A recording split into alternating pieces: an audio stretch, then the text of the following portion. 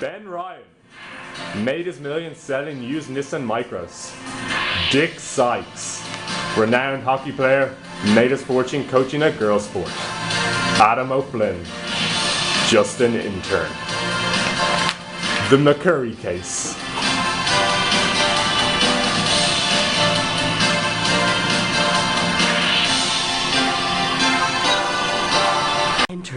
Entering the Dragon's Lair today, Jim McCurry, CEO, PRG Schultz, International. Let's do this. And so the dragons start the grilling. Good afternoon, Mr. McCurry. Welcome to the den.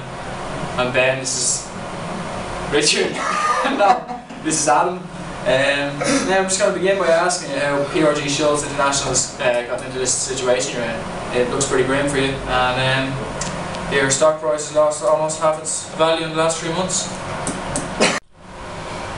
Oh, you're done. Alright, okay. Well, as Jesus said to his apostles, there are a number of reasons the company is underperforming and struggling at present, unlike my current bench press. It is not just one problem, but a collection of many. Company and sales have been in decline. Firstly, I discovered that the internal sales forecasts were based on unrealistic assumptions. Won't tell you, it must have been a piss the night before, didn't know what they're writing. I got the company treasurer, or as we call him in the club, Peter, to review the forecast using figures I believe were more realistic. Having done so, I discovered that the company would run out of cash, or dollar bills, y'all. Dollar bills, which in turn would cause problems with payroll, meeting interest repayments. The bondholders, furthering our problems.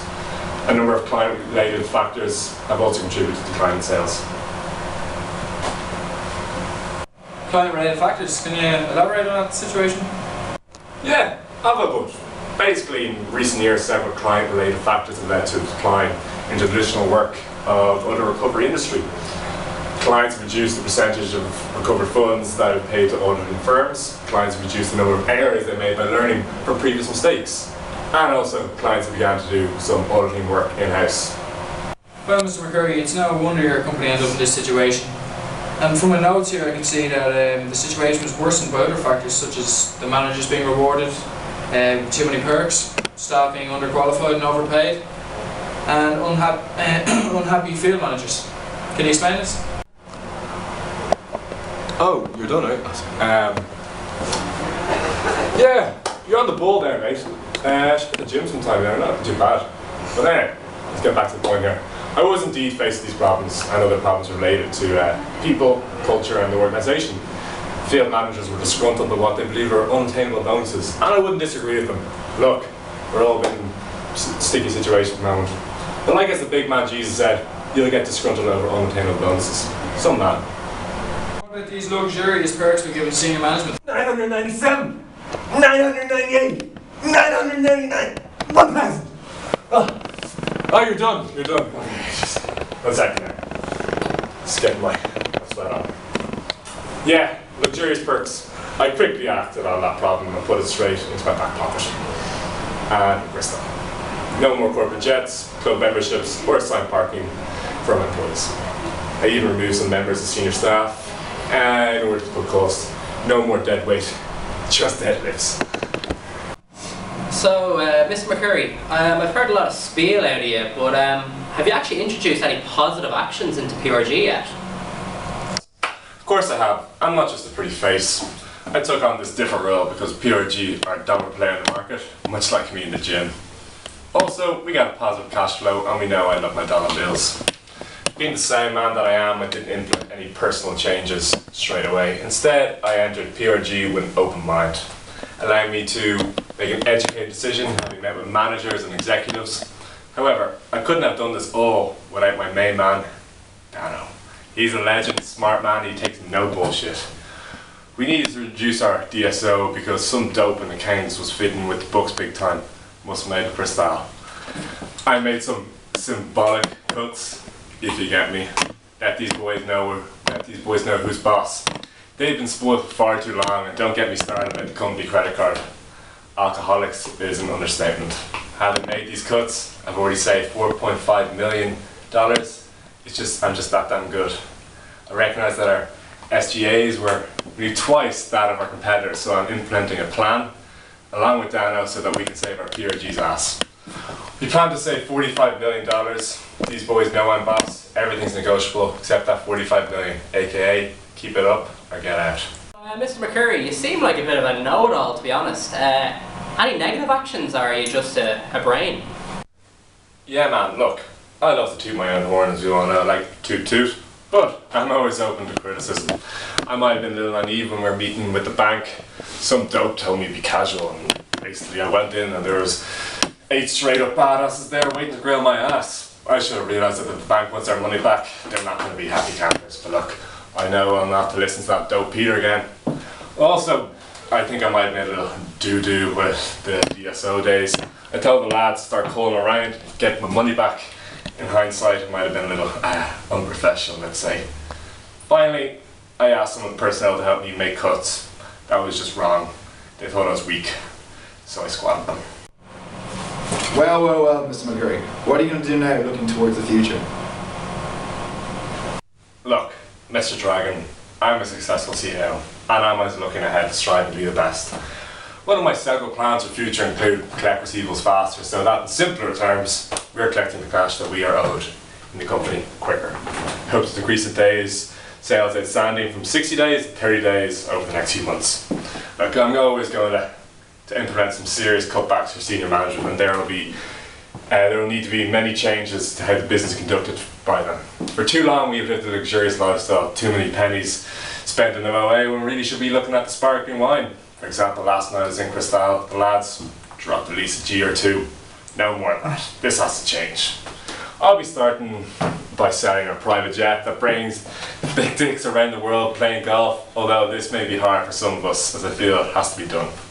All other perks that are just not feasible anymore will be moved ASAP.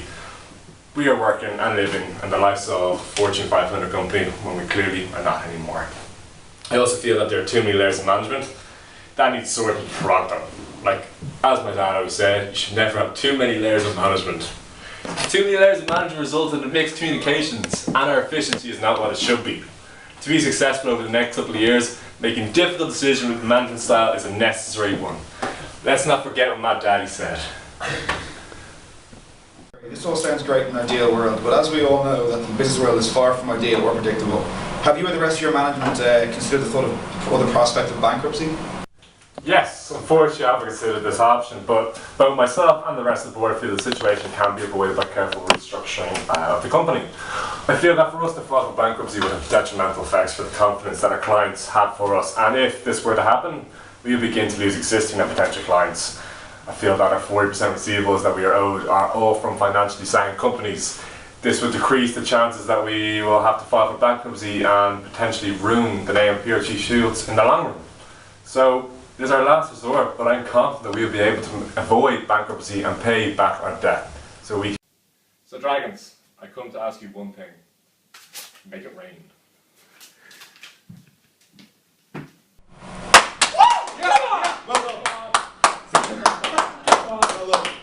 I didn't think it's not good at all.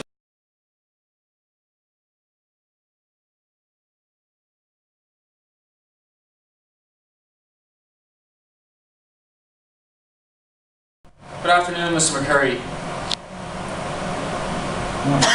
I was meant to go, and so our dragons Oh, sorry, go again. Sorry, it's me. And so our dragons start the grilling. Good afternoon, Mr. McCurry. Can you explain? I can't do it. There's no way I can do this.